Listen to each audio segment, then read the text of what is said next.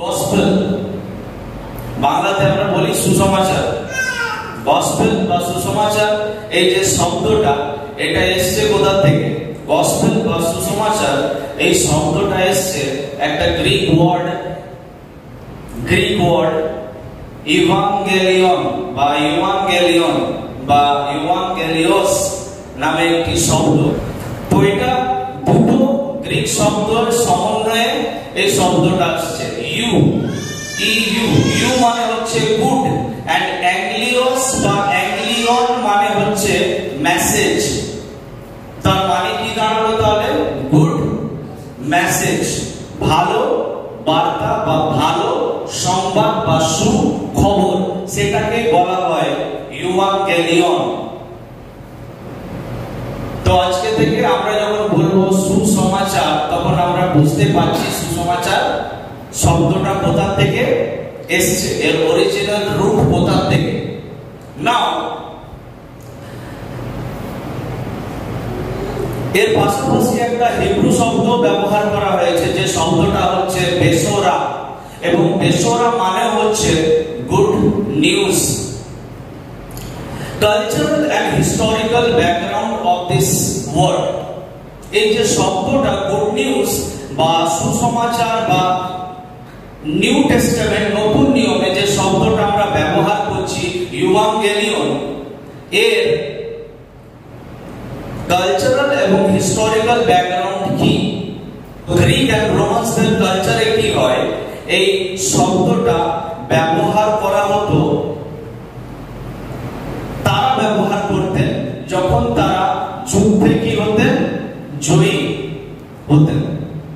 গ্রিকস এবং রোমানসদের কালচারে এই ইভাঙ্গেলিয়ন বা গুড নিউজ বা গুড মেসেজ, সুখবর বা সুসংবাদ, এটা কিরকম ব্যাকগ্রাউন্ডে বা কিরকম কনটেক্সটে এটা ব্যবহৃত হতো? যখন তারা রোমানসরা বা গ্রিকসরা যখন কোন যুদ্ধে তারা জয়ী হতো, তখন তারা বিজয়ী হয়েছে, জয়ী হয়েছে, it means it's a good news, তাই না? তো সেইখান থেকে এই শব্দটা উঠে এসেছে। এছাড়া যখন রাজার জন্মদিন বা বার্থডে বা এম্পায়ার বা কিং এর জন্মদিন পালন করা হতো, সেইখান থেকে এই শব্দটাকে অ্যাডপ্ট করা হয়েছে। খ্রিস্টানদের জন্য গুড নিউজ কি? যে প্রভু যীশু খ্রিস্ট সমগ্র মনুষ্য জাতির জন্য পাপের ভার নিজের উপরে নিয়ে ক্রুশের উপরে কি করেছেন? মৃত্যুবরণ করেছেন। এবং এটাই নয়, তৃতীয় দিবসে তিনি মৃত্যুকে পরাজয় করে আবার জয়ী হয়েছেন। So this is the good news, evangelion, good message বা সুখবর ফর দ্য ক্রিশ্চিয়ানস বা খ্রিস্টানদের কনটেক্সট। অ্যাবাউট লুক, যখন আমরা লুকের বিষয়ে স্পেসিফিক্যালি এই যে সাবজেক্টটা ফলো মি, এটা চারটে সুসমাচারে আছে, গসপেলে আছে, কিন্তু আমরা লুক থেকে আমরা আজকে স্টাডি করব, কেননা লুকে এর ডেসক্রিপশন বা এর বর্ণনা একটু বিস্তারিত ভাবে দেওয়া আছে। তাই তো লুক, তিনি একজন ফিজিশিয়ান বা একজন ডক্টর ছিলেন তিনি, and he was the travel companion of Saint Paul. সাধু পৌলের তিনি কি ছিলেন? বন্ধু ছিলেন, ট্রাভেল কম্প্যানিয়ন ছিলেন। বা সাধু পল এবং লুক তারা একে অপরকে জানতেন, তাদের মধ্যে খুব ভালো ফ্রেন্ডশিপ ছিল। এবং লুক সাধু পলের টোটাল 3টে মিশনারি জার্নি ছিল, first, second and third missionary journey. তো সেকেন্ড মিশনারি জার্নি এবং থার্ড মিশনারি জার্নিতেও লুক সাধু পলের সঙ্গে ছিলেন। এই যে সুসমাচারটা, লুক লিখিত সুসমাচার, এই সুসমাচারটাকে বিশেষত যারা জেন্টাইল বা যারা পরজাতীয়, অর্থাৎ আমরা বা যারা নন জিউইশ, যারা ইহুদি নয়, তাদেরকে রেফার করে, এবং স্পেশাল একজন ব্যক্তি এখানে মিডিয়েটর আছেন, মাধ্যম আছেন, যার নাম হচ্ছে Theophilus. We don't know much about Theophilus. থিওফিলাসের বিষয়ে আমরা বিশেষ কিছু জানি না, বা বাইবেল তার বিষয়ে কিছু আমাদেরকে বলে না। তো Matthew, Mark and John, three of them were Jewish writer. এই তিনজনই ছিল জিহুদি লেখক এবং তারা জিহুদিদেরকে বা জিহুদি যারা অডিয়েন্স বা শ্রোতা তাদেরকে কেন্দ্র করে তাদের সুসমাচার লিখছেন বা পবিত্র আত্মা তাদেরকে দিয়ে লেখাচ্ছেন, কেননা জিহুদিদের মন অনেক বেশি কঠিন বা কঠোর ছিল, যেভাবে আজকে আমাদের অনেকের মন অনেক কঠিন। And Luke, he was the one and only Gentile writer. Luke একমাত্র Gentile writer বা পরজাতীয় লেখক ছিলেন। Now, এই যে লুক লিখিত সুসমাচারের গ্লোবাল মেসেজ বা ইউনিভার্সাল মেসেজ কি? গোটা সুসমাচার পড়ে যদি এই সুসমাচারটাকে আমি যদি একটা লাইনে তোমাদের কাছে তুলে ধরি, তাহলে what will be the main message of this book, of this gospel? এই সুসমাচারের মেন মেসেজ বা সংবাদ কি? এই সুসমাচারের মেন সংবাদ হচ্ছে Jesus, the Son of Man, came to seek and save the lost. তো হারানোদেরকে অন্বেষণ করতে এবং উদ্ধার করার জন্য মনুষ্যপুত্র অর্থাৎ যিশু এই পৃথিবীতে এসেছিলেন। এটা হচ্ছে লুকের মেন মেসেজ। আবার বলছি, লুক লিখিত সুসমাচারের যেটা মেন মেসেজ হচ্ছে সেটা হচ্ছে যে যিশু মনুষ্যপুত্র। আমরা জানি যিশুকে আরো একটা টাইটেল দেওয়া হয়, সেটা হচ্ছে কি সন অফ গড, ঈশ্বরের পুত্র। কিন্তু লুক একমাত্র তার সুসমাচারের দ্বারা বারবার এই শব্দটার উপরে খুব বেশি এমফাসিস বা খুব বেশি জোর দিয়েছে যে যিশু হচ্ছেন সন অফ ম্যান বা মনুষ্যপুত্র, যিনি এই পৃথিবীতে হারানোদেরকে উদ্ধার করতে ও অন্বেষণ করার জন্য এসেছিলেন। লুক লিখিত সুসমাচার 5 অধ্যায় 1 থেকে 11 পদ। লুক লিখিত সুসমাচার তার 5 অধ্যায় 1 থেকে 11 পদ।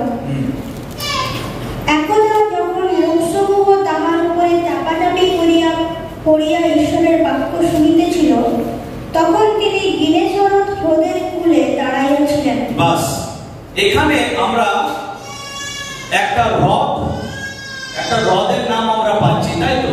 আর এই হ্রদটার নাম কি? গিনেসরত হ্রদ। নর্থ ইসরায়েল, আমি এখনই তোমাদেরকে ম্যাপটা দেখাবো। নর্থ ইসরায়েল যখন ম্যাপটা তোমরা দেখবে, তো ওই নর্থ ইসরায়েলে বা ইসরায়েলের উত্তর দিকে পাহাড় দিয়ে ঘেরা, আর মাঝখানে হার্ট শেপ বা আমাদের প্রায় যে আমাদের হৃৎপিণ্ডের মতো একটা শেপ বা আকৃতির একটা হ্রদ বা একটা লেক আছে। সেই লেকটাকে বলা হয় গিনেসরত lake. So it is the lowest freshwater lake on earth and the second lowest lake in the world after Dead Sea, a salt lake. তো এটা হচ্ছে কি second lowest fresh water lake. মিষ্টি জল বা সাধু জলের হ্রদ। হ্যাঁ, এই যে গিনেসরত যে হ্রদটি আছে, এটার দৈর্ঘ্য হচ্ছে প্রায় 21 কিলোমিটার, 21 কিলোমিটার। এর প্রস্থ হচ্ছে প্রায় 13 কিলোমিটার এবং এর ডেপথ হচ্ছে 43 মিটারস। এর ডেপথ বা এর গভীরতা হচ্ছে 43 metres. So here is the map.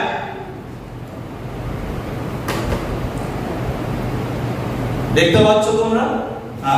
এই যে হার্ট শেপ, আমাদের একদম হৃৎপিণ্ডের মতোই প্রায় দেখতে। This is Gennesaret. এখানে সি অফ গ্যালিলি লেখা কেন আছে?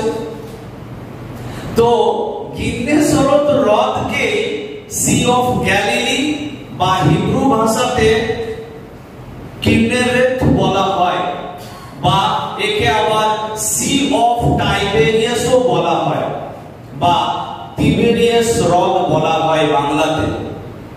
আবার বলছি, আমরা যখন পড়লাম গিনেসরত হ্রদ, ওই হ্রদটাকে ওকেই বলা হয় সি অফ গ্যালিলি বা গালিল সমুদ্র, ওকেই বলা হয় আবার তিবেরিয়াস হ্রদ, ওকেই আবার হিব্রু ভাষাতে যারা ওখানে জিহুদি তারা আবার কিন্নেরেত বলে। বোঝা গেল কি বললাম? समझ में आ रहा है लोग? हाँ, तो it has multiple names. The same lake, Sea of Galilee, it has 3 names. 3টে নাম আছে। নেক্সট ওইখানে না শুরু থেকে আবার একদা যখন লোকসমূহ তাহার উপরে চাপাচাপি করিয়া পড়িয়া ঈশ্বরের বাক্য শুনিতেছিল, তখন তিনি গিনেসরত হ্রদের কূলে দাঁড়াইয়াছিলেন। আর বাস, তো একদা প্রভু যিশু কোথায় দাঁড়িয়েছিলেন? এই গিনেসরত হ্রদের কাছে যখন তিনি ছিলেন দাঁড়িয়ে, তো লোক সমূহ কি করছিলেন?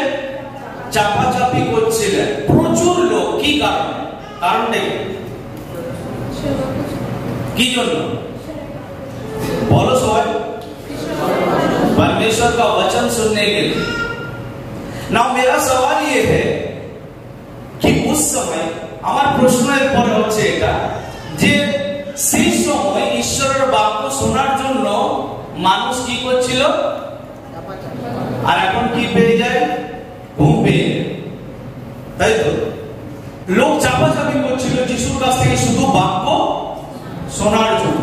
কিন্তু আজকে আমরা কিন্তু মানুষের মধ্যে সেই ক্রেজিনেসটা আমরা দেখতে পাই না, সেই পাগলামিটা ঈশ্বরের বাক্য শোনার জন্য আমরা দেখতে পাই না। যদি অর্কেস্ট্রা হয় বাইরে বা কোনো অনুষ্ঠান থাকে বা কোনো অন্য কোনো যদি মানে কোনো কালচারাল যদি প্রোগ্রাম থাকে, ওখানে আপনি কিন্তু সময়ের আগে পৌঁছাবেন। আপনার ছেলের যদি চাকরির পরীক্ষার এক্সাম আছে, সেখানে আপনি আগে পৌঁছাবেন। কিন্তু যখন ঈশ্বরের বাক্য শোনার কথা, যখন ঈশ্বরের গৃহে যাওয়ার কথা, সেখানে we are always late। সেই ক্ষেত্রে কিন্তু we are not punctual। কিন্তু কেন এরকম? সেই সময় মানুষ ঈশ্বরের বাক্য শোনার জন্য চাপাচাপি করছে, বাট আজকে কি হলো? ঈশ্বরের বাক্যের ক্ষমতা কি কমে গেছে? কি মনে হচ্ছে? আমি ভাবছিলাম যে প্রভু যিশুর প্রচারের বিষয়বস্তুটা কি ছিল, কি বিষয়ে তিনি প্রচার করতেন যে মানুষ পাগলের মতো ছুটে ছুটে যেত শোনার জন্য। তোমরা কি জানো সেখানে শুধু বড়রা বা বয়স্করা তাকে শুনতে যেত তা নয়, ছোট বাচ্চা 5টা রুটি আর 2টো মাছ নিয়ে বেরিয়ে পড়েছে বাক্য। ছোট বাচ্চারা পর্যন্ত যিশুর মেসেজ বুঝতো, ছোট বাচ্চা। তাহলে ভেবে দেখো কিরকম অডিয়েন্সদের মধ্যে ক্রেজিনেস, পাগলামি শুধু ঈশ্বরের বাক্য শোনার জন্য। আমি অবাক হয়ে যাই কিছু ব্যক্তিদেরকে দেখে যে তারা টাইম দেখে চার্চে ঢোকে, টাইমে ঢোকে না, লেটে। আবার ঈশ্বরের বাক্য চলাকালীন তারা আবার উঠে বেরিয়ে চলে যায়। শুধু পুরুলিয়ার কালচার বলছি না, আমি অনেক জায়গায় ট্রাভেল করেছি এবং সেখানে আমি এই জিনিসগুলো দেখি। কিন্তু কেন এরকম আজকে হচ্ছে? কি প্রভু যীশু খ্রিস্টের থেকে কি ভালো ভালো টিচার সে সময় ছিলেন না? প্রভু যীশু খ্রিস্টকে কি বলা হতো হিব্রুতে? রাবি বলা হতো। মানে ওনাকে সবাই রাবি বলে ডাকতেন, রাবাই বলে ডাকতেন। রাবাই মানে হচ্ছে teacher. So he was not a preacher. তিনি প্রচারক ছিলেন না, তিনি একজন ভালো টিচার ছিলেন। পুরো বাইবেল তাকে টিচার বলছে, রাবি বলছে। হি ওয়াজ আ ভেরি গুড টিচার। তো তিনি সমস্ত জায়গাতে টিচিং দিতেন। কিন্তু সেই সময় কি আর কোনো ভালো টিচার ছিল না? তোমরা কি জানো ফরিসিরা বা অনেক বাইবেল স্কলার্সরা সেই সময় ছিলেন? হ্যাঁ, অনেক বড় বড় স্কলার্সরা সেই সময় ছিলেন বাইবেলে। কিন্তু তারা যখন প্রচার করতেন তাদের প্রচার কেউ, কিন্তু যিশু যখন বলতেন তো ছোট থেকে বড় পর্যন্ত তারা ইভেন নিজের ঘর সব ছেড়ে দিয়ে চলে যেতেন অনেক দূরে। এই জন্য লেখা আছে যে তারা শহর থেকে অনেক দূরে ছিলেন, তাই না? এবং যিশু কি বললেন? তার শিষ্যদেরকে এদের খাবারের ব্যবস্থা করো। বাক্য শুনতে শুনতে তার শহর থেকে এত দূরে চলে গেছে, তাদের নিজেরও কোনো এ বিষয়ে জ্ঞান নেই। তো যিশু কি বলতেন, যিশুর বাক্যের মধ্যে কি ছিল যে মানুষ এত পাগলের মতো তার পিছনে পিছনে ছুটাতো তার বাক্য শোনার জন্য? তো আমরা এটাই জানি আগে যে প্রভু যিশু খ্রিস্টের বাক্যের মধ্যে বা তার প্রচারের মধ্যে, তার টিচিং এর মধ্যে, তার শিক্ষার মধ্যে কি ছিল যে মানুষ তাকে ফলো করতেন এত বেশি। সো বাইবেল বলছে, যদি আমরা দেখি লুক 4:18, হ্যাঁ একজন পড়ো প্লিজ। না, লুক 4:18 পদ, প্রভুর আত্মা আমাদের অধিষ্ঠান করেন, কারণ তিনি আমাকে অভিষিক্ত করিয়াছেন দরিদ্রদের কাছে সুসমাচার প্রচার করিবার জন্য। তিনি আমাকে প্রেরণ করিয়াছেন বন্দীগণের কাছে মুক্তি প্রচার করিবার জন্য, অন্ধদের কাছে চক্ষুদান প্রচার করিবার জন্য, উপদ্রুত দিগকে নিস্তার করিয়া বিদায় করিবার জন্য। এই যে বাক্যটা এখানে যেটা লেখা রয়েছে, the spirit of the Lord is on me because he has anointed me. অনেকগুলো পয়েন্ট আছে, তো খুব ভালোভাবে জিনিসগুলো আমরা বুঝবো যে কেন প্রভু যিশুর প্রচার বা তার টিচিং খুব এফেক্টিভ বা খুব পাওয়ারফুল ছিল। নাম্বার 1 হচ্ছে যে he has anointed me, বা প্রভু যিশুর উপরে কি ছিল? অ্যানয়েন্টিং বা অভিষেক ছিল। কে তাকে অভিষেক করেছিল? কে? লেখা রয়েছে দ্য স্পিরিট অফ দ্য, ঈশ্বরের আত্মা। তো আজকে যারা প্রচারক নিজেদেরকে বলে বা যারা নিজেদেরকে টিচার বলে, তাদের উপরে যদি অ্যানয়েন্টিং না থাকে বা তাদের উপরে যদি অভিষেক না থাকে, তাদের প্রচারের পাওয়ার 1%ও থাকবে না। ভালোভাবে শোনো সব কি বলছে।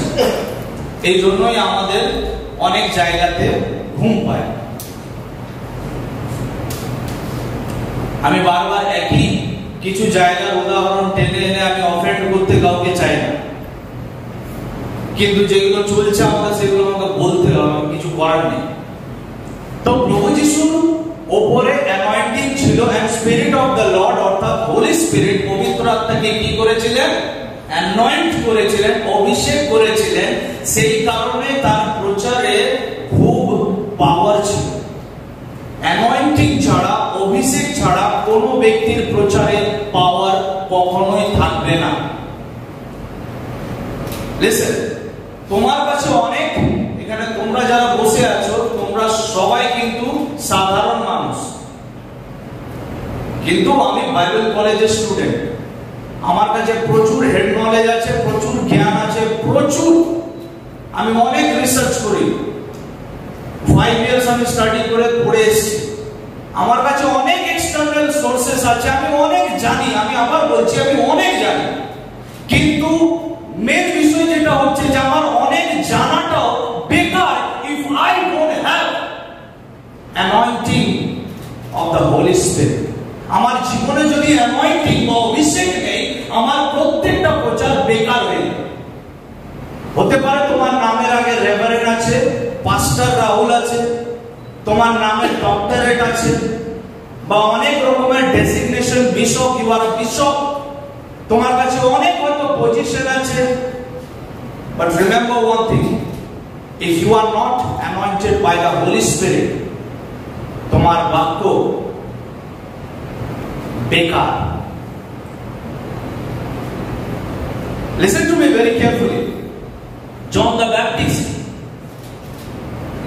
I don't know how many years he was preaching in the wilderness. কত বছর জন দ্য ব্যাপটিস্ট, যোহন বাপ্তাইজ কত বছর ও প্রান্তরে প্রচার করছিল আমার জানা নেই, কিন্তু বাইবেল বলছে জোর প্রচারের বিষয়বস্তু শুধু একটাই, মন ফিরাও, স্বর্গরাজ্য সন্নিকট। রাহুল সিং এর প্রচারে দেখো 10 পেজ এখানে প্রচার মাল মশলা রেডি করে আমি নিয়েছি, 10 পেজ।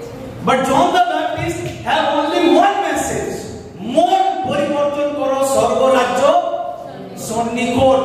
এবং বাইবেল বলছে যখন when he come out from the wilderness, যখন সে wilderness থেকে বা প্রান্তর থেকে বেরিয়ে এলেন জর্ডানের কাছে, যখন এলেন জর্দন নদীর কাছে, তখন বাইবেল বলছে যে অনেক সদ্দুকী এবং ফরিসিরা তাদের ভিড় লেগে গেল সেখানে বাপ্তিস্মা নেওয়ার জন্য। আমি তো অবাক হয়ে যাচ্ছি যে মন ফিরাও সর্বরাজ্য সন্নিকট, এই একই কথা এত বছর চিৎকার করতে করতে জর্দন নদীর ধারে এসে প্রচুর লোককে, জানি না কত সংখ্যা ছিল, কিন্তু অনেক লোককে দেখা যাচ্ছে সে বাপ্তিজম দিচ্ছে। তার প্রচারের বিষয়বস্তু এত ছোট, খুবই সোজা। তার প্রচারের বিষয়বস্তু যেমন ছোট, তার লাইফস্টাইলটাও ততটাই সিম্পল। কোন কাপড় পরতো না, বাইবেল বলছে উটের বস্ত্র পরতো, আর কি পঙ্গপাল আর মধু খেয়ে জীবন যাপন করতো। অনেক কম বয়সে সে তার পরিবার ছেড়ে প্রান্তরে চলে যায় জীবন যাপন করার জন্য। কিন্তু জন দ্য ব্যাপটিস্টের মধ্যে যেটা ইম্পর্টেন্ট যে বিষয়টা তার মধ্যে ছিল, সেটা হচ্ছে ভালো করে পড়ে দেখবে যে হিজ মম, তার মা, যার নাম হচ্ছে কি নাম? এলিজাবেথ। এলিজাবেথের গর্ভে যখন জন দ্য ব্যাপটিস্ট ছিল, তখন এলিজাবেথ কি ছিল? পবিত্র আত্মাতে পরিপূর্ণ ছিল। তোমাদের মনে আছে জোনাকে? আচ্ছা, নিনবী কেমন জায়গা ছিল? নিনবী কেমন জায়গা ছিল কি মনে হয়? দেখো অনেক খারাপ জায়গা নিনবী, এবং ঈশ্বর ডিসাইড করে নিয়েছিল যে আই উইল ডেস্ট্রয় নিনবে। নিনবেকে আমি কি করে দেবো? পুরোপুরি ধ্বংস করে দেবো। কিন্তু লাস্ট চান্স ওদেরকে দেওয়ার জন্য। আচ্ছা, কখন ঈশ্বর বলতো ধ্বংসের বিষয়ে কল্পনা করে? কখন কখন জানো? দেখবে, আমি সকালে আখের রস খেতে তো দেখি লোকটা ততক্ষণ চালাতে থাকে যতক্ষণ আখটা থেকে পুরোপুরি সব মালপত্র না বেরিয়ে যাচ্ছে। আর ওটা যখন আর কিছু ওর মধ্যে নেই, ওটা থেকে আর কিছু বার হবে না, তখন ওটাকে কি করে দেওয়া হয়? ফেলে দেওয়া হয়, তাই তো?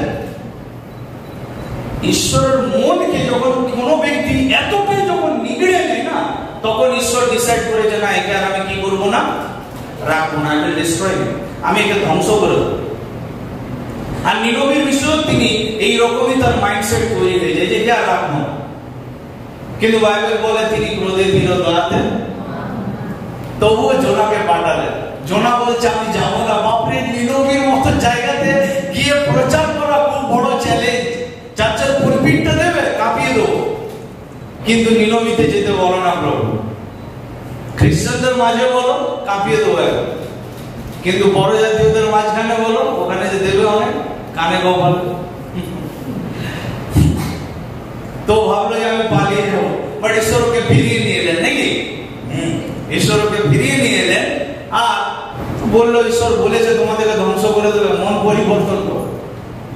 তার এই সিম্পল অ্যানাউন্সমেন্ট বা প্রোক্লেমেশন, এই ঘোষণাটার দ্বারা বাইবেল বলছে সম্পূর্ণ নিনবে শহর বা সিটি, তার কিং, তার রাজা এবং তার রাজ্যের প্রত্যেকটা লোক সঙ্গে সঙ্গে তারা পশ্চাতাপে বসে যায়। তোমরা বুঝতে পারছো কি বলছি? Spirit of the Lord, when spirit of the Lord is upon you, যখন ঈশ্বরের আত্মা তোমার উপরে আছে, ঈশ্বরের আত্মার অভিষেক তোমার উপরে আছে, you can shake the world. And the 12 disciples, they have, 12টা শিষ্যের মধ্যে এই অভিষেক ছিল। এবং আজকেও বাইবেল বলছে যে अंत के दिनों में मैं अपने आत्मा को दे दूंगा। परमेश्वर जवानों को खड़ा करे। ঈশ্বর যুবকদেরকে ব্যবহার করবে, যুবতীদেরকে ব্যবহার করবে, যাদের উপরে প্রভুর আত্মার অভিষেক আছে, একমাত্র ঈশ্বর তাদেরকে ব্যবহার করবে এবং তাদের দ্বারাই হাজার হাজার মানুষ মন পরিবর্তন করবে। পারসিকিউশন বা তাড়না যতই থাক, রাজা দারিয়াস এবং নবুকদনেসরও হাঁটুতে চলে আসবে যদি অভিষেক আছে। বুঝতে পারছো কি বলছি? যিশুর উপরে অভিষেক ছিল। এই জন্য তিনি যখন মুখ খুলতেন না, তার বিষয়বস্তু খুব সিম্পল হলেও লোক যিশুর পায়ে পড়ে যেত। He has sent me. He has sent me. उसने मुझे भेजा है। তিনি আমাকে কি করেছেন? পাঠিয়েছেন। जब तक परमेश्वर का आत्मा आपके ऊपर ना हो, जब तक ईश्वरेर आत्मार अभिषेक তোমার উপরে নেই, এবং ঈশ্বর যতক্ষণ তোমাকে যেতে বলবে না, তুমি যেতে পারবে না।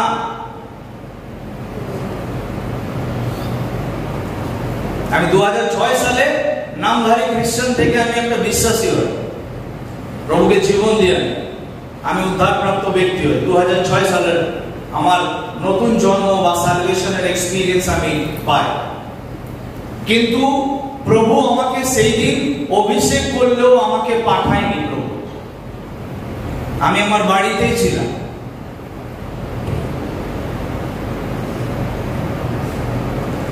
প্রভু আমাকে তৈরি করছিলেন, এবং একটা সময় আছে যখন ঈশ্বর আমাকে কি করলেন?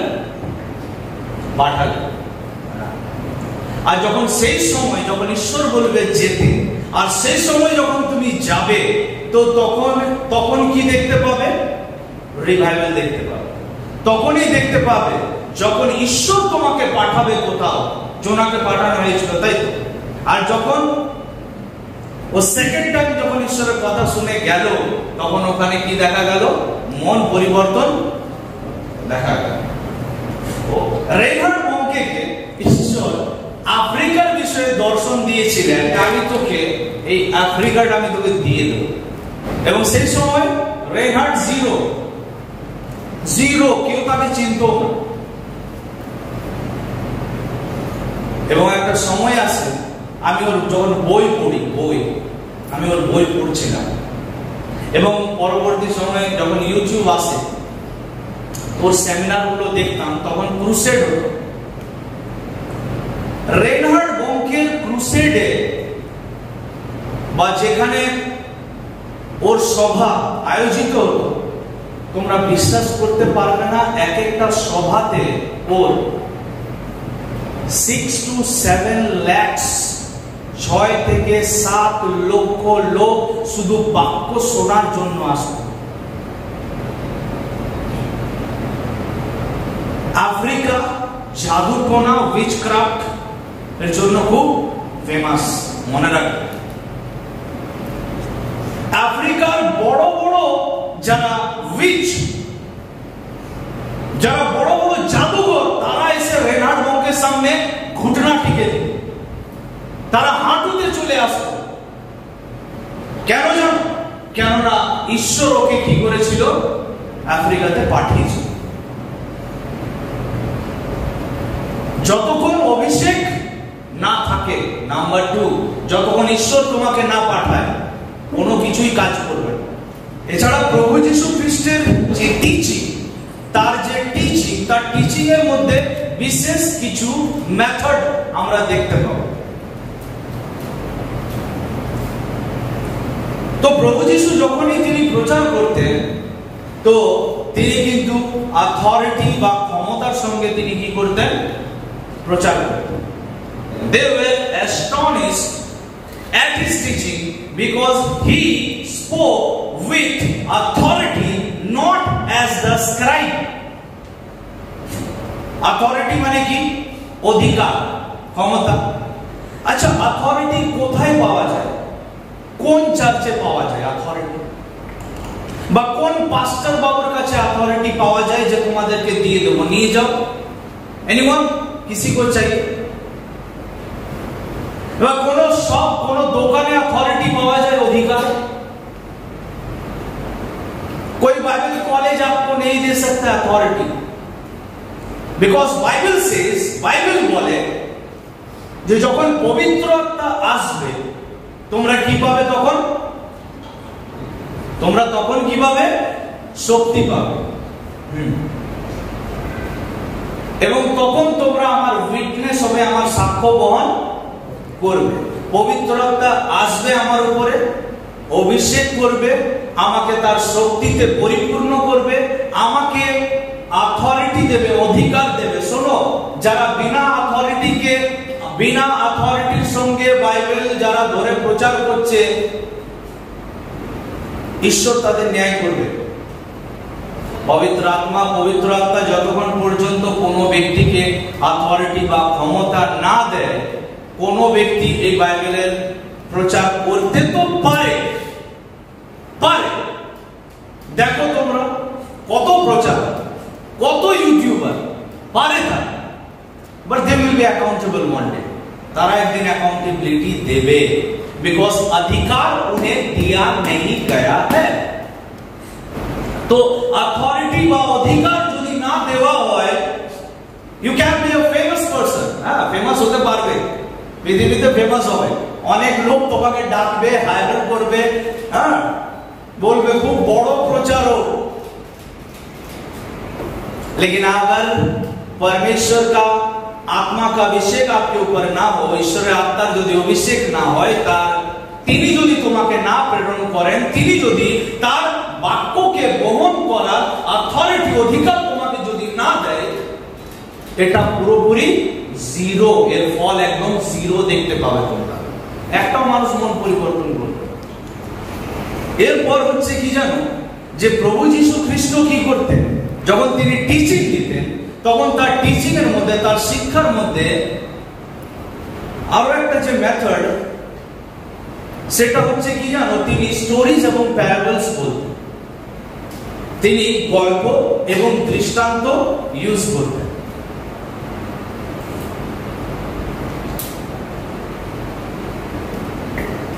তোমরা দেখেছো বাইবেল, প্রভু যীশু কত গল্প এবং কত প্যারাবল বা দৃষ্টান্ত তিনি বলেছেন। কেননা সেই সময় যারা শ্রোতা, যারা অডিয়েন্স, তারা এতটাও যে নিতে পারবে কথাগুলো তা না। তাই আমরা যখন প্রচার করি, তখন দেখবে প্রচারে আমি কিছু তোমাদেরকে ইলাস্ট্রেশন দিচ্ছিলাম, কিছু উদাহরণ দিচ্ছিলাম, কখনো গল্প বা কখনো কোনো দৃষ্টান্ত আমরা তুলে ধরি বলি। তো প্রভু যীশুর টিচিং এর বা শিক্ষার এই একটা মেথড, এই মেথডটা কি করে, শ্রোতাদের কাছে বিষয়বস্তুটাকে খুব সহজে বুঝতে সাহায্য করে। এখানে সব রকমের মানুষ আছে, some of you are literate, some of you are illiterate. কিছু ব্যক্তিরা যারা শিক্ষিত, কিছু ব্যক্তিরা অশিক্ষিত। কোনো ব্যক্তি খুব বেশি জানে, কোনো ব্যক্তি খুব কম জানে, ঠিক আছে। আমাদের শিক্ষার ভিত্তিতে আমরা ডিফারেন্ট নয়, আমরা প্রভুতে সবাই একটা, তাই টেনশন নেওয়ার কোনো নেই। তো বিভিন্ন রকমের মানুষ আমরা আছি, আর সবাইকে যদি আমি একইভাবে যদি ট্রিটমেন্ট আমি দিই, তাহলে সে নিতে পারবে না। ওই জন্যই যিনি শিক্ষক, যিনি টিচার বা যিনি প্রচারক, তাকে কি করতে হয়, স্টোরি, প্যারাবল, দৃষ্টান্ত এগুলোর ব্যবহার করতে হয়, যেন সেই সাবজেক্টটা, বিষয়বস্তুটা সে খুব ভালোভাবে বুঝতে পারে, তার মাথায় যেন ঢোকে যায়। বীজ বাপকের দৃষ্টান্ত, তাই আর হারানো পুত্রের কত দৃষ্টান্ত বাইবেলে আমরা দেখি। তো প্রভু যীশু দৃষ্টান্ত ব্যবহার করতেন। তো প্রভু যীশু কি করতেন, তিনি এত ভালো গল্প, এত ভালো এক্সাম্পলস বা এত ভালো তিনি প্যারাবলস, দৃষ্টান্ত বলতেন, যে ওখানে সব লেভেলের মানুষরা, যে জেলে বা যে ট্যাক্স কালেক্টর বা যে আরো বিভিন্ন পদের মানুষ, বা অনেক টিচার্স অফ দ্য ল, বা যারা শাস্ত্রবেত্তা রয়েছে, যারা শাস্ত্রের পণ্ডিত, তারাও কি করতেন, সেই সাবজেক্ট গুলোকে খুব ভালোভাবে বুঝতে পারতেন। প্রভু যীশু কি করেছিলেন, খুব মেমোরেবল সেইংস বা যে কথাগুলো মনে রাখা যাবে, এইরকম তিনি কি করতেন, খুব কোটেশনস বা এরকম তিনি কথা বলতেন, যেগুলো মনে রাখা যায়।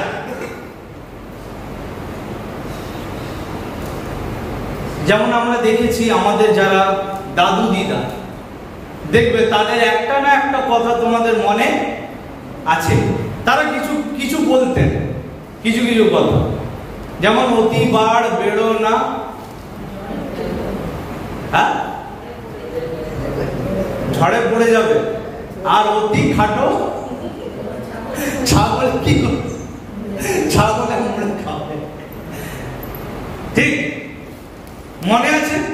এর বিষয়বস্তুটা আমরা বুঝতে পারছি কি মানে? তো প্রভু যিশু কি করতেন, খুব মানে মনে রাখার মতো তিনি কিছু কথাবার্তা বা কোটেশনস বা শব্দ তিনি বলতেন। যেমন জাজ not and you will B জাজ, বিচার করিও না তুমিও কি হবে। দেখেছো খুব সোজা। যেমন আর কি, condemn not and you will not be condemn, দোষ লাগিও না যেন তোমার উপরে। হ্যাঁ, forgive and you will be forgiven, ক্ষমা করো তাহলে তোমাকেও কি করা হবে, ক্ষমা করা যাবে। বুঝতে পারছো? তো যারা খুব সহজ সরল মানুষ তাদের জন্য কিন্তু এই সেইন্স গুলো বা এই কথাগুলো, এই মেমোরেবল ওয়ার্ডস, এই ওয়ার্ডস গুলো তাদের মাথায় একদম পুরো বসে। আর যিশু বাবা আজকে বলেছে ক্ষমা করব তাহলে ক্ষমা পাবো, দয়া করলে দয়া পাবো, দাও তাহলে দেওয়া। বুঝে যাচ্ছে? খুব ইজি কথাবার্তা। এই জন্যই প্রভুর যে টিচিং, তার শিক্ষাগুলো খুব পাওয়ারফুল হতো, খুব পাওয়ারফুল। প্রভু যিশু কি করতেন? He use to ask questions, তিনি প্রশ্ন করতেন। আমি তোমাদেরকে প্রশ্ন করছি মাঝে মধ্যে, হ্যাঁ, এগুলোর টেকনিক যেটা আমাকে আমার প্রভুই শিখিয়েছে। এত বছর ধরে এই সেবা কার্যে আমাকে তিনি ট্রেনিং দিয়েছেন। এগুলো মানে প্রচারের সময় এত কিছু মাথায় থাকে না যে আমি এই মেথড গুলো ফলো করে একদম সিস্টেম্যাটিক্যালি ফলো করব, যতক্ষণ পর্যন্ত এটা আমার পুরো লাইফস্টাইলের মধ্যে না ঢুকে যাচ্ছে। তো আমি মাঝে মধ্যে প্রশ্ন করি, কেন? তাতে কি হবে? যারা শ্রোতা রয়েছে তারা বক্তার সঙ্গে কি করতে পারবে? সম্পর্ক স্থাপন করতে পারবে, বক্তার সঙ্গে অ্যাটাচ হতে পারবে, কানেক্ট হতে পারবে। এই জন্য প্রশ্ন করাটা জরুরি। এবং প্রভু যিশু কি করতেন? তিনি প্রশ্ন করতেন। যিশু খ্রিস্টকে সবাই প্রশ্ন করতো তা নয়, কিন্তু প্রভু যিশু কি করতেন? তিনি প্রশ্ন করতেন। আচ্ছা, মতি 16:26 একজন পড়বে প্লিজ। মতি 16:26 বস্তুত মনুষ্য যদি সমুদয় জগৎ লাভ করিয়া আপন প্রাণ হারায় তবে তাহার কি লাভ হইবে? এখানে প্রশ্ন আছে, প্রশ্ন চিহ্ন আছে, বা বাংলা বাইবেল আছে প্রশ্ন চিহ্ন। মনুষ্য সমগ্র জগৎ যদি লাভ করে নিজের প্রাণকে হারায় তাহলে কি লাভ? কি লাভ? তো যিশু কি করতেন? তিনি প্রশ্ন করতেন, অনেক প্রশ্ন করতেন। এতে ওই যে অডিয়েন্সরা তাদেরও ভালো লাগতো যে যদি আমি এখান থেকে শুধু বলি এতে ভালো লাগবে। আমি যদি তোমাদেরকে প্রশ্ন করি তাহলে কি হবে? তোমরাও আমার সঙ্গে এঙ্গেজ হতে পারবে এবং শিখতে পারবে অনেক ভালোভাবে। যে মেসেজটা আমি তোমাদেরকে দিচ্ছি এখন, এই মেসেজটা তোমাদের কাছে খুব তাড়াতাড়ি খুব গ্রহণযোগ্য হবে। প্রভু যীশু খ্রিস্ট তিনি কি করতেন? Jesus used visual illustrations. Jesus used visual illustrations. তার মানে হচ্ছে যে তিনি কি করতেন? এই যে দেখো, আমি তোমাদেরকে শুধু বলছি তা না,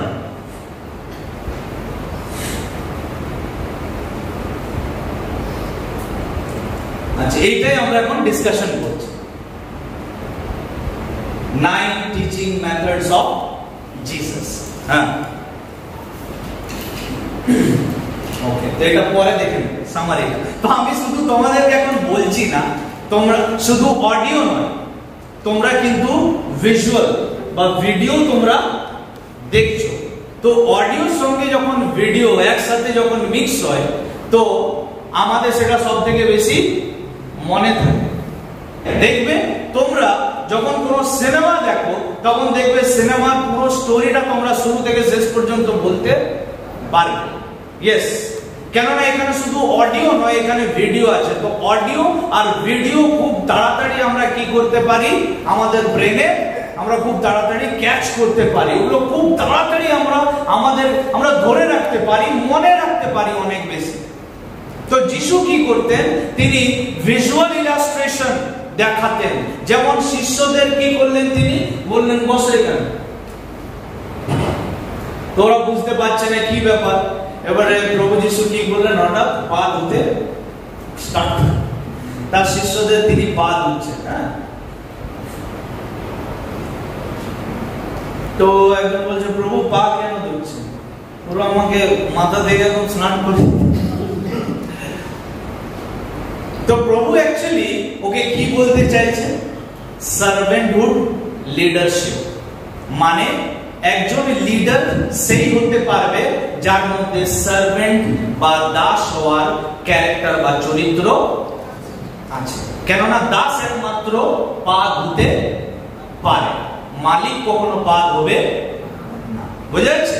ভিজুয়াল ইলাস্ট্রেশন প্রভু যিশু ব্যবহার করতেন, আর এই জন্যই তার যে টিচিং এর যেটা মেথড, এই মেথড খুব পাওয়ারফুল মেথড ছিল। এছাড়া রিপিটেশনস, পুনরুক্তি বা বারবার কি করতেন, একটা বিষয়কে তিনি দুবার তিনবার রিপিট, আমি রিপিট করি, কেন করি বলো তো? যাতে যে পয়েন্টটা তুমি যেখানে ছেড়েছো ওইখান থেকে তোমার ওই পয়েন্টটাকে আবার টেনে এনে তোমার মাথায় আবার দিয়ে দেওয়া, যেন তুমি ভুলতে না পারো। সো রিপিটেশনস, প্রভু যিশু কি করতেন, রিপিট করতেন বারবার একই কথা অনেকবার তিনি বলতেন যে শোনো, আমার মৃত্যু সন্নিকট, আমাকে মরতে হবে তোমাদের জন্য। হ্যাঁ, তো তিনি বারবার, কতবার বাইবেল বলছে 3 times he predicted his death, 3 বার তিনি তার মৃত্যু কি করেছিলেন, মৃত্যুর ভবিষ্যবাণী করেছিলেন। So he used to repeat again and again, বারে বারে তিনি কি করতেন, রিপিট করতেন একটা বিষয়কে, এই জন্য তার মনে থাকতো খুব ভালো শ্রোতাদের। তো তিনি তার শিষ্যদেরকে প্র্যাকটিক্যাল টাস্ক দিতেন। তো শুধু থিওরি যথেষ্ট নয়, প্র্যাকটিক্যালও দরকার আছে। তো যদি প্রভু তাদেরকে শুধু বাক্য থেকে শেখাতে থাকে আর তাদেরকে যদি প্র্যাকটিক্যাল কোনো টাস্ক না দেয়, তাহলে তারা শিখতে পারবে না। তাই প্রভু মাঝে মধ্যে তাদেরকে কি করতেন, দুজন করে ফিল্ডে পাঠিয়ে দিতেন, যে যা তোরা যেটা শিখেছিস ওটাকে এবারে কি করে তোরা মানে অ্যাপ্লাই কর। Jesus practiced what he preached. Jesus practiced what he preached. So these are the 9 methods of Jesus Christ. এই 9টি মেথড প্রভু তার প্রচারের মধ্যে ব্যবহার করতেন, যে কারণে ভিড় তার বাক্য শোনার জন্য চাপাচাপি করতেন। এবং এই 9টার বাইরে যেটা আরেকটা আমি বললাম, সেটা কি, পবিত্র আত্মার অভিষেক। পবিত্র আত্মা কি করবে, তোমাকে পাঠাবে এবং তোমাকে কি দেবে, অথরিটি। দেন অনলি এই যত মেথড আছে এই মেথড গুলো কাজ করবে। হ্যাঁ, তো লাস্ট পয়েন্টটা কি হচ্ছে, যে প্রভু যীশু খ্রিস্ট শুধুমাত্র শিক্ষা দিয়ে যায়নি, তিনি নিজে যেটা শিখিয়েছিলেন সেটার উপরে তিনি নিজে কি করতেন, জীবনযাপন তিনি করতেন। আর এইখানে এই পৃথিবীর বহু প্রচারক ফেল, অনেক টিচার এইখানে fail. You can preach or you can teach big things. অনেক বড় বড় বিষয় তুমি প্রচার করতে পারো, তুমি অনেক কিছু বলতে পারো, বাট যদি তোমার মধ্যে কেউ তুমি যেটা বলছো সেটা যদি তোমার মধ্যে না দেখতে পাওয়া যায়, তাহলে কি হবে? আমি মনে করো এখানে প্রচার করছি যে মদ খাবে না, আর কাল সকালে এইখানে দেশি মদের যে হাঁটি বা দোকান, তার বাইরে যদি আমাকে দেখতে পাও যে আমি দিচ্ছি আর ওখান থেকে মাল বার করছি, আর তোমাকে দেখে হঠাৎ পকেটে ঢুকিয়ে দিলাম, তখন তোমরা কি বলবে? আমি যেটা শিক্ষা দিলাম সেটা কি তোমার জীবনে প্রভাব ফেলবে, নাকি সেটা পুরোপুরি প্রভাবহীন হয়ে যাবে? তাই না? তো প্রভু যিশু যেটা শিক্ষা দিতেন তিনি সেটা নিজের ব্যক্তিগত জীবনেও পালন করতেন, এবং সেই কারণে তিনি একমাত্র হিউম্যান বিং বা একমাত্র মানুষ ছিলেন এই পৃথিবীতে যিনি 100-তে 100% কি করেছিলেন? তিনি পারফেক্ট লাইফ লিড করেছিলেন। 100-তে 100, 100-তে 99.9, 100-এ 100। একজন তিনি বলতেন, আমি আমার পিতাকে যা করতে দেখি আমি ওটা, উনি আমাকে যেটা বলতে বলেন আমি সেটাই বলি। মনে রাখবে, অ্যাজ এ হিউম্যান বিং আমার মধ্যেও অনেক দুর্বলতা আছে, এবং সেটা প্রতিনিয়ত আমি ঈশ্বরের বাক্যের আলোতে আমি চেষ্টা করছি প্রত্যেক দিন যেন আমি নতুন হতে পারি। আমি পুরানো জিনিস পছন্দ করি না, তাই বাক্যের আলোতে প্রত্যেক দিন আমি চেষ্টা করি যে আমি এখন যেগুলো তোমাদেরকে বলছি আমার প্রিয়রা, তোমাদেরকে বলার আগে এটা আমার জন্য খুব বড় চ্যালেঞ্জ, যাতে আমার লাইফ তোমাদের কারোর জন্য হোঁচট খাওয়ার কারণ যেন না হয়। I am trying my best. তোমাদের ডিউটি বা তোমাদের কাজ আমাকে ফলো করা নয়। I am not your role model, I am not your idol. আমি তোমাদের আইডল নয়। আমার মধ্যে যে খ্রিস্টের স্বভাবগুলো আছে সেগুলোকে অনুসরণ করো, সেগুলোকে অনুকরণ করো, কিন্তু আমাদের আলটিমেট আইডলের নাম হচ্ছে যিশু খ্রিস্ট। বাস। তাহাতে তিনি ওই দুইয়ের মধ্যে একখানিতে সিমনের নৌকাতে উঠিয়া স্থল হইতে একটু দূরে যাইতে তাহাকে বিনতি করিলেন, আর তিনি নৌকায় বসিয়া লোকসমূহকে উপদেশ দিতে লাগিলেন। তো একটা বোটকেই কেন বেছে নিলেন? দুটো বোটকে তিনি কেন কাজে লাগালেন না? পিতরের বোটকেই কেন বাছা হলো? আমি বাইবেল এইভাবে পড়ি,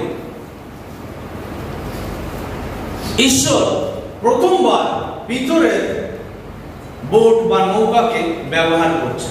ফার্স্ট টাইম ঈশ্বর তার বোটকে ব্যবহার করছে। এর আগে ঈশ্বর তার বোটকে ব্যবহার করেনি। কিন্তু কেন তাকে ব্যবহার করবে? ভালো করে বুঝবে রহস্যগুলো কি।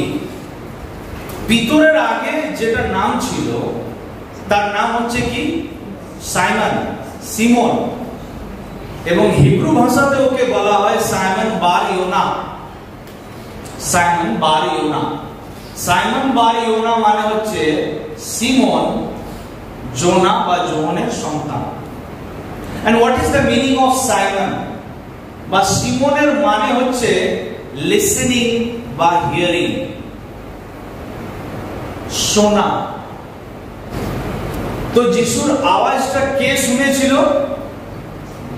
দুজনের মধ্যে, মানে দুটো বোটের মধ্যে শুধু এই পিতরই শুনেছিল। আর সেই জন্যই যেহেতু ওর নামের অর্থ কি? শোনা। বাইবেল বলছে ফেথ কামস বাই হিয়ারিং, বিশ্বাস কি হইতে আসে? যখন ও যিশুকে আসতে দেখলো, যিশু যখন বলল যে ভাই একটু বোটটাকে এইখান থেকে একটু দূরে নিয়ে যাও, যিশুর এইটুকু শব্দটাই যথেষ্ট টু ক্রিয়েট ফেথ। ভালো করে বুঝো আমি কি বলছি। পৃথিবীতে কিছু ছিল না এবং তিনি বলে দিলেন লেট দেয়ার বি লাইট, আলো হোক। আর তার এইটুকু কথাটাই ঘুটঘুটে অন্ধকার, যেখানে কিছু দেখতে পাওয়া যাচ্ছে না, ওখানে আলো ক্রিয়েট হয়ে গেল। তার মুখ থেকে কিছু একটা বার হয়ে যাওয়া মানেই হচ্ছে সেই ব্যক্তিটার মধ্যে কি হবে? কাজ হতে শুরু হয়ে যাবে। সাইমন সে প্রথমবার আওয়াজ শুনল, যে কি বলা হচ্ছে? নৌকাটাকে বা বোটটাকে কোথায় নিয়ে যাও? একটু স্থল থেকে একটু দূরে নিয়ে যাও, কেননা এখানে ভিড় বেশি। আর সাইমনের নৌকাটা কি ছিল? স্পেস ছিল, খালি ছিল। জাল ধোয়াধুয়ি চলছে, তাই না? বাইবেল বলছে যে দেখো আমি দ্বারে দাঁড়ায় আছি এবং কি করছি, আমি আঘাত করছি। যে আগে দরজা খুলবে তারই ঘরে যিশু কি করবে? দেখো আমি দ্বারে দাঁড়ায় আছি এবং আঘাত করিতেছি। যে আগে বোটটা নিয়ে আসবে তার বোটে উঠবার চমৎকার দেখাবো। পরে কথা শেষ করিয়া তিনি সিমোনকে কহিলেন, তুমি গভীর জলে নৌকা লইয়া চলো, আর তোমরা মাছ ধরিবার জন্য তোমাদের জাল ফেলো। তো প্রভু যিশু বললেন যে cast your net into the deep water, গভীর জলে কি করো? জাল। কোথায় ফেলো? গভীর জলে। গভীরে কি পাওয়া যায় জানো? ট্রেজার বা গুপ্ত ধন বা যত মূল্যবান জিনিস আছে সেগুলো সারফেস লেভেলে পাওয়া যায় না গভীরে পাওয়া যায়? পেট্রোলিয়াম, কালো সোনা নাকি কোথায় পাওয়া যায়? কালো সোনা হচ্ছে কয়লা, তরল সোনা হচ্ছে পেট্রোলিয়াম। কোথায় পাওয়া যায়? সারফেসে না গভীরে? গভীরে। সোনা কোথায় পাওয়া যায়? গভীরে। ডায়মন্ডস কোথায়? গভীরে পাওয়া যায়। ভালো করে বুঝবে, খ্রিস্টীয় সমাজ যতক্ষণ সারফেস লেভেলের উপরে ঘোরাফেরা করবে তারা কিচ্ছু পাবে না, किच्छु पावे। गहराई में तुम्हें ले जाने के लिए या फिर গভীরতায় আমাদেরকে নিয়ে যাওয়ার জন্য এমন কোন টেকনোলজি তৈরি হয়নি। বা যদি জাগতিকভাবে एग्जांपल দিই, আমাদের যে সি লেভেলস আছে বা সমুদ্রের যে তলদেশ আছে সেটা কত গভীর স্টিল উই ডোন্ট নো, আমরা জানি না এখনো পর্যন্ত। হ্যাঁ, এবং মানুষ অনেক চেষ্টা করছে কিন্তু এখনো যেতে পারছে না, কেননা এতটা আমাদের কাছে প্রযুক্তিবিদ্যা আসেনি এখনো। হ্যাঁ, এত টেকনোলজি ভালো আসেনি যে আমরা সমুদ্রের যেটা তলদেশ বা যেটা ডেপথ সেটাকে আমরা কি করব, এক্সপ্লোর করব। এরকম টেকনোলজি আমাদের কাছে এখনো পর্যন্ত আসেনি। কিন্তু যদি কোনো যন্ত্র হয় তাহলে সেই যন্ত্রটা নিয়ে যেতে পারবে, তাই কিছুটা লেভেলে আমাদেরকে নিয়ে যায়। কিছু যন্ত্র আছে, সাবমেরিন যেটা আছে, সাবমেরিন তার একটা মানে কিছুটা লেভেল আছে, সেই লেভেল পর্যন্ত যেতে পারবে। এর যদি অতিরিক্ত চলে যায় তাহলে কি হয়ে যাবে, হ্যাঁ, ওয়াটার প্রেসারে ওটা ব্লাস্ট হয়ে যাবে, ওখানে সবাই মারা যাবে। তো একই ভাবে দেখো আমরা কেন এত ক্যাজুয়াল লাইফ লিড করছি বলো? আমাদের জীবনকে দেখে মানুষ কি শিখে? একটা মানুষ যে তোমাকে দেখে বলে দেবে যে আমি তোমার মধ্যে যিশুকে দেখতে পাই, anyone?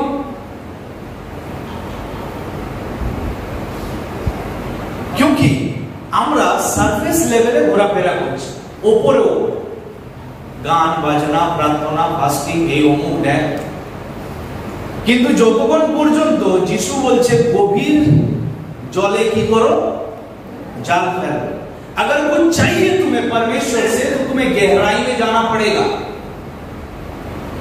If you want treasure, যদি তোমার ধনের প্রয়োজন, প্রিশিয়াস স্টোনস মূল্যবান জিনিস যদি তোমার প্রয়োজন, তোমাকে ডিপে যেতে হবে, গভীরে যেতে হবে। আর ওখানে একমাত্র পবিত্র আত্মা নিয়ে যেতে পারে আমাদের, আর কেউ পারবে না নিয়ে যেতে, কেউ পারবে না। আমি একটা দিন যখন আমি বাড়িতে বসে যখন আমি দেখতাম প্রভুর দাসদেরকে, তাদের যখন আমি টিচিং দেখতাম, তো আমি দেখে অবাক হয়ে যেতাম যে কিভাবে এরা এই একই প্যাসেজটা আমিও পড়ছি, ও পড়ছে, কিন্তু আমি কেন পাচ্ছি না, ও কেন পাচ্ছে। নাও আই আন্ডারস্ট্যান্ড, বিকজ আমি এখন গভীরে আছি। সেই জন্যই আমি বুঝতে পারি যে সেই সময় আমি কেন বুঝতে পারতাম না, কেননা আমি সারফেস লেভেলে বা উপরে উপরে আমার জীবনটা ছিল। কিন্তু যখন আমরা এই উপরের যে লাইফস্টাইলটা আমি প্রার্থনা করি, আমি দান দিই, আমি উপবাস করি, আমি ওর মতো নয়, আমি তার মতো নয়, আমি এটা করি, আমি সেটা করি, এটা ছেড়ে যখন আমরা গভীরতায় চলে যাব বা গভীর জলে যখন মাছ ধরার চেষ্টা করব বা প্রভুর নির্দেশ অনুসারে যখন আরো গভীরে যাওয়ার চেষ্টা করব, তখন পবিত্র আত্মাকে তার জন্য তো এলাও করতে হবে, তাই না? তুমি যেতে পারবে না, তাই তোমার জীবনটা পবিত্র আত্মার হাতে দিতে হবে। এটা হেভি কঠিন, খুব কঠিন। নিজের ইচ্ছা, নিজের মত, নিজেকে মেরে আর নিজের সবকিছু পবিত্র আত্মার হাতে দিয়ে দেওয়া। Take it and drive me wherever you want. নিয়ে যাও আমাকে যেখানে তুমি নিয়ে যেতে চাইছো। এটা বলাই অনেক কঠিন। সেই জন্য প্রভু যিশু বলেছেন যে দেখো, যদি আমার পিছনে কেউ আসতে চাও, আগে নিজেকে অস্বীকার করো, যাও ক্রুশ তোলো আর তারপরে আমার পিছনে আসবে। তোমাদের দ্বারা হবে না, নাহলে উপরে উপরে ঘুরতে থাকবে। হালেলুয়া। ডিপ গভীরে যাওয়ার জন্য পবিত্র আত্মা, শাস্ত্র, প্রভু যিশু, পিতা আমাদেরকে সাহায্য করে। যখন তার হার আমাদের উপরে পড়বে, আমরা আপনা আপনি ডুবতে শুরু করব। ভারী জিনিস ডুবে না হালকা জিনিস? ভারী। ঠিক বলছো? জীবন যদি হালকা কিছুই নেই, খালি, তাহলে কি হবে? डूबते पावे या फिर किसी को डुबा सकते हो? इसीलिए लोग मन नहीं फिराते आपके प्रचार से। যদি জীবন প্রভুর বাক্যে পরিপূর্ণ, পবিত্র আত্মার শক্তি, ক্ষমতায়, অধিকারে পরিপূর্ণ, পিতা, পুত্র, পবিত্র আত্মা তিনজন মিলে তোমাকে যখন প্রেশার देवे, তখন তুমি डूबবে। और डूबते हुए व्यक्ति को अगर कोई बचाने जाए तो वो भी खुद डूब के मर जाएगा, है कि नहीं? समझ में आ रहा मैं क्या बोल रहा हूं? যদি কোনো ব্যক্তি ডুবছে আর যদি তাকে তুমি বাঁচাতে যাও, তুমিও মরবে। তাই তোমার কাছে যখন কেউ আসবে, তখন তুমিও ওকে নিয়ে চল যিশুর নামে বাপ্তিস্মা নে।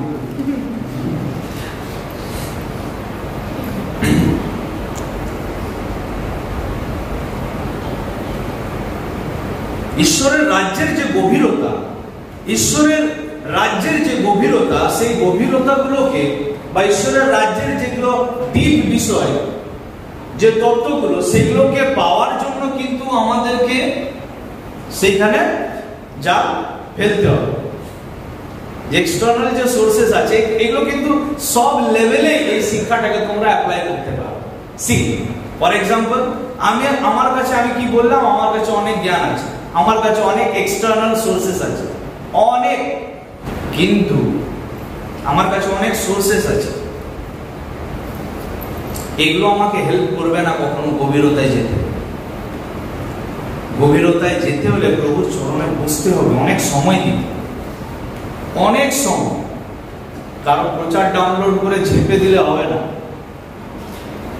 কেউ কিছু বললো, এই সময় দেখো গুড ফ্রাইডে আসছে, আর অনেকেই সুযোগ পাবে প্রচার, এবং তারা কি করবে দেখো, চালাকি দেখো, তাদের কয়েকটা প্রচারককে তারা শুনবে কি বলছে, আর ওগুলো খাতায় লিখে টপাটপ আর গিয়ে ওখানে উগলে দেবে। না হয় কোনো একজন পাস্টরকে জিজ্ঞাসা করে, পাস্টর বাবু একটু আমাকে বলে দেবেন এটা। না হয় কোনো একটা বই কিনে নিল ওই সাবজেক্টের উপরে, আর ওইটা পড়ে দিয়ে দিল, তা না দান। তো বাইরে যখন তুমি আসবে, তোমার দারুণ প্রচার, এত ভালো প্রচার আমি শুনিনি। आपने अच्छा प्रचार तो किया है, but your preaching, your teaching, your subject cannot change. তোমার প্রচার, তোমার সাবজেক্ট কোনো মানুষের জীবনে আন্দোলন আনতে পারবে না, এটা কাউকে বদলাতে পারবে না। শিমন উত্তর করিলেন, হে নাথ, আমরা সমস্ত রাত্রি পরিশ্রম করিয়া কিছু মাত্র পাই নাই, কিন্তু আপনার কথায় আমি জাল ফেলিব। এখানে লেখা রয়েছে যে master, we have worked all night long but have caught nothing. গুরু, প্রভু, আমরা কি করেছি? সারা রাত কি করেছি? জাল ফেলেছি, দেখতে পাচ্ছ, কিন্তু ওরা কিচ্ছু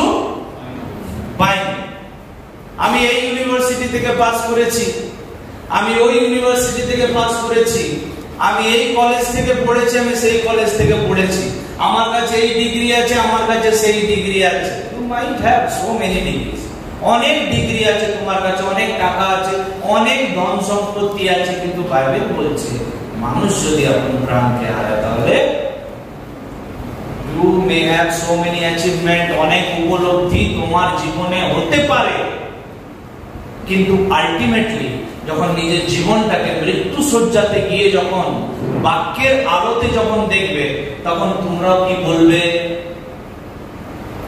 কিছুই পাইনি।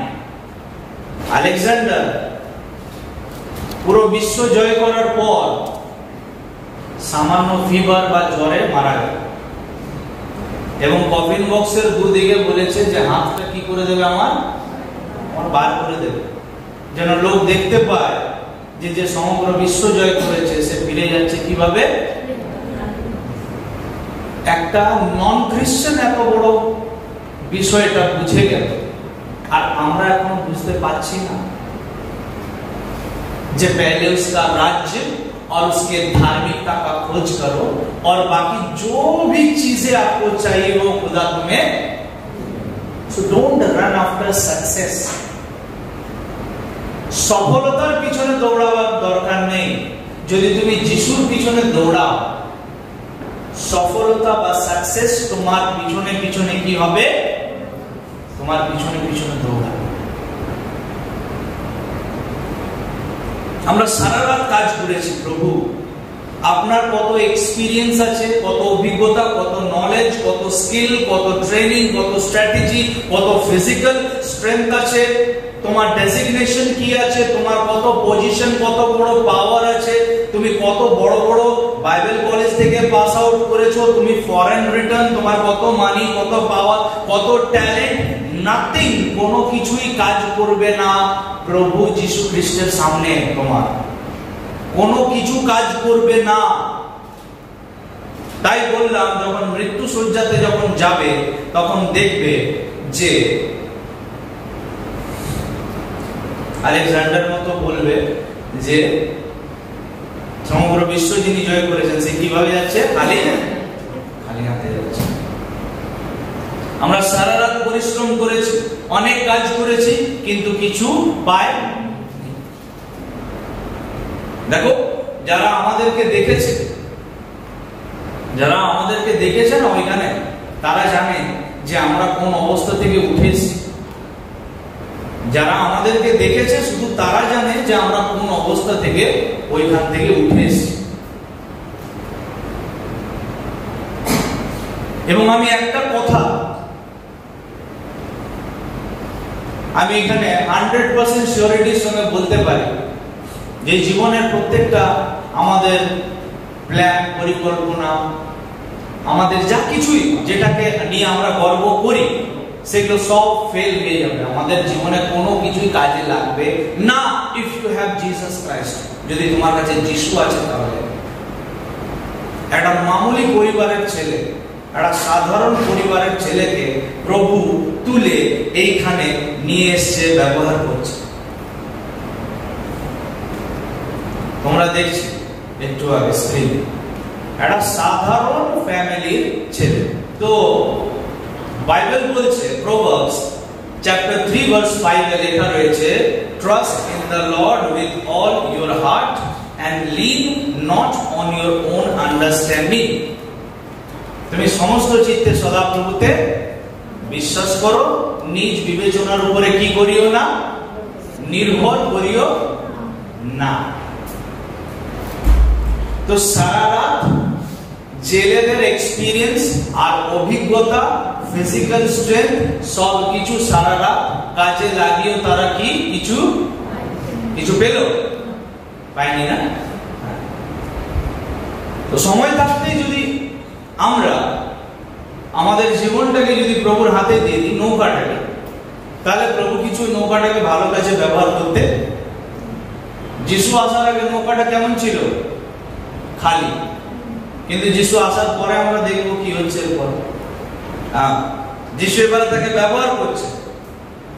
তো পিতরকে বলছে দেখো, সাইমনকে বলছে দেখো বাবু, তুমি কিন্তু তোমার বুদ্ধি লাগাবে না। হ্যাঁ প্রভু, আমরা সারা রাত অনেক চেষ্টা করেছি কিন্তু পাইনি কিছু, কিন্তু আপনি বলছেন বলে কি করবো এরপরে আমরা জাল ফেলবো, আমরা কিচ্ছু পাইনি। কিন্তু যদি কোনো ব্যক্তি সমস্ত পথে তাকে স্বীকার করে বা তার উপরে যদি নির্ভর করে, রিলাই করে, বাইবেল বলছে যে সমস্ত পথে তাকে স্বীকার করো, তাহাতে তোমার পথ সকল কি হবে? তোমার পথ সকল সরল হবে, তুমি সফল হবে। সেই ব্যক্তি জলস্রোতের তীরে রোপিত বৃক্ষের সদৃশ্য, যা যথা সময় ফল দেয়, যাহার পত্র কি হয় না? ম্লান হয় না। কোন ব্যক্তি বলতো? যে প্রভু যিশুর সঙ্গে জুড়ে আছে, যে বেশি বুদ্ধি লাগায় না নিজে। যিশুর সঙ্গে বুদ্ধি লাগানো যাবে না। যিশুর সঙ্গে থাকতে গেলে শুধু বাধ্য হতে শিখতে হবে, আর কিছু না। খ্রিস্টানদের কাজ বাধ্যতা, খ্রিস্টানদের কাজ যিশুকে ইনস্ট্রাক্ট করা নয় যে যিশু তোকে যেটা বলবো তুই সেটা করবে। এই পাস্টার শুন, তোকে যেটা বলবো তুই সেটা করবি, এটা নয়। খ্রিস্টানদের কাজ হচ্ছে to obey Christ through your pastor, তোমার পালকের মধ্যে দিয়ে খ্রিস্টকে ফলো করা বা তার প্রতি বাধ্য হওয়া। God will not come down and will talk to you. He will never talk to you directly. ঈশ্বর নেমে তোমার সঙ্গে কথা বলবে না ডাইরেক্টলি। হ্যাঁ, এই জন্য তিনি পালকদেরকে রেখেছেন, অভিষিক্তদেরকে রেখেছেন, মনোনীতদেরকে রেখেছেন, যাদের দ্বারা সেই মুশিকগুলোর দ্বারা তিনি কি করবেন? তার ব্যবস্থা, 10 কমান্ডমেন্টস, 10 আজ্ঞা দেবেন আমাদের। তাহারা সেইরূপ করিলে মাছের বড় ঝাঁক ধরা পড়িল ও তাহাদের জাল ছিঁড়িতে লাগিল। তো কেন তারা এত মাছ পেল? 10 মিনিট, আমাদের 10 মিনিটের সময় করতে, চলো শেষ করতে হবে। তো কেন তারা এত মাছ পেল? একই জায়গাতে বারবার জাল ফেলার পরও তারা মাছ পায়নি, ঠিক তো? তাহলে যিশু বললো আর ওখানে জাল ফেললো আর ওখানে মাছ পেলো, এটা কিভাবে সম্ভব? যিশু একবার বললেন আর একবারে এত মাছ জাল ছিঁড়ে যেতে লাগলো, কিভাবে এটা সম্ভব? একটু লজিকটা তো কাজে লাগাও। সারা রাত সি অফ গ্যালিলিকে ওরা এক্সপ্লোর করেছে, মাছ ধরেছে, সারা রাত একই জায়গাতে বারবার জাল ফেলো, মাছ পায়নি। কিন্তু কি হলো যে একবার জাল ফেলার পরে জাল ছিঁড়ে গেল? What happened? জানো তোমরা কি? বলবো, শুনবে। যিশু যখন বললেন যে গভীর জলে জালটা ফেলো, তখন ওই সি অফ গ্যালিলির যত মাছ আছে সবাই এই কমান্ডটা শুনে নিয়েছিল যে গুরুদেব জাল ফেলছে, আর আমরা যদি জালের ভেতরে না আসি তাহলে আমাদের রক্ষা নেই।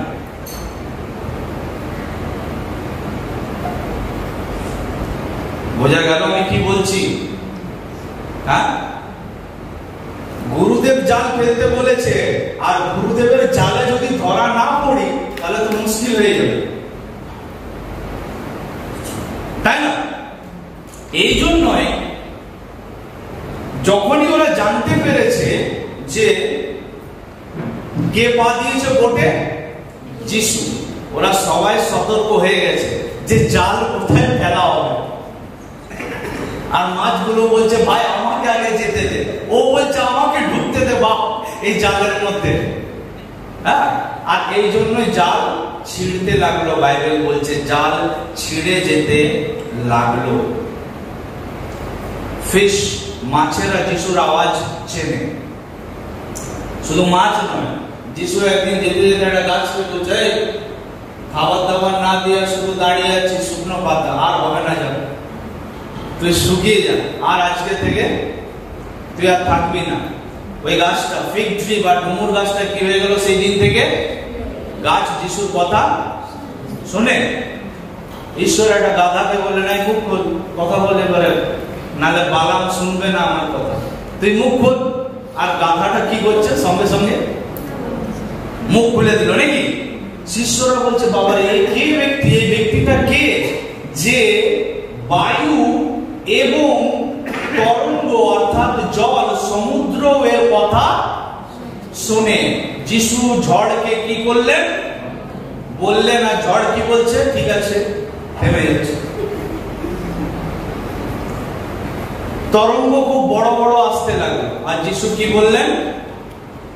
যিশু বললেন থেমে যা, আর থেমে গেল সেই মুহূর্তে।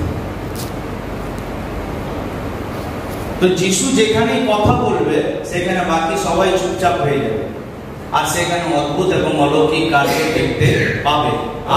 তাহাদের যে অংশীদারেরা অন্য নৌকায় ছিলেন তাহাদেরকে তাহারা সংকেত করিলেন যেন তাহারা আসিয়া তাহাদের সাহায্য করে। তো এরপরে সিমন বা পিতরের যে সমস্ত পার্টনাররা ছিলেন সেই পার্টনারদেরকে কি করা হলো? পিতর কি করলেন? যাকবকে আর যোহনকে ইঙ্গিত করলেন, আরো যারা ছিল বলছে তাড়াতাড়ি এসো, আমাদেরকে কি করো? সাহায্য করো, হেল্প করো, নাকি?